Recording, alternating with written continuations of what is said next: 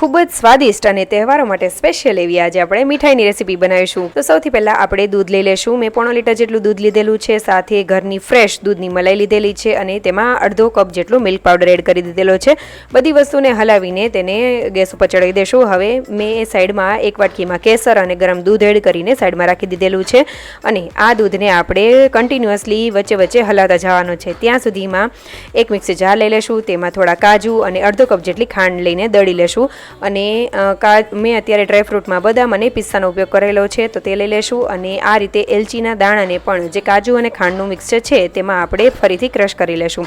તમે પહેલાં પણ કરી શકો છો। જ્યારે આપણું જે દૂધનું મિક્સચર છે તે એકદમ ઘટ્ટ થઈ જાય ત્યારબાદ તેમાં આપણે પનીર એડ કરીશું। તો 150 ગ્રામ જેટલું મેં પનીર એડ કરેલું છે, સાથે જે કેસરવાળું દૂધ અને જે કાજુ અને ખાંડવાળું મિક્સચર છે તે એડ કરીને આપણે કન્ટિન્યુઅસલી હલાવશું જ્યાં સુધી તે સેટ એકદમ પેન છોડવા ન મળે ત્યાં સુધી।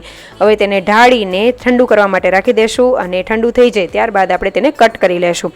તમને મનચાહા આકારમાં કટ કરી શકો છો। ખૂબ જ સ્વાદિષ્ટ એવી આ મીઠાઈ બનીને તૈયાર થઈ જાય છે। એક વખત જરૂરથી ટ્રાય કરજો। તમે ક્યારેય પણ ન બનાવી હોય તો એક વખત જરૂરથી ટ્રાય કરજો। તો આ રક્ષાબંધનમાં બનાવો, માતાજીના પ્રસાદમાં બનાવો કે કોઈ પણ તહેવારમાં બનાવો, એકદમ સ્વાદિષ્ટ એવી બનીને તૈયાર થઈ જાય છે અને બનાવીને મને જરૂરથી કમેન્ટ કરજો અને જો રેસીપી સારી લાગે તો લાઇક, શેર અને સબસ્ક્રાઈબ કરજો। ફોલો કરવાનું ભૂલતા નહીં, કમેન્ટ જરૂરથી કરી દેજો। Thank you for watching.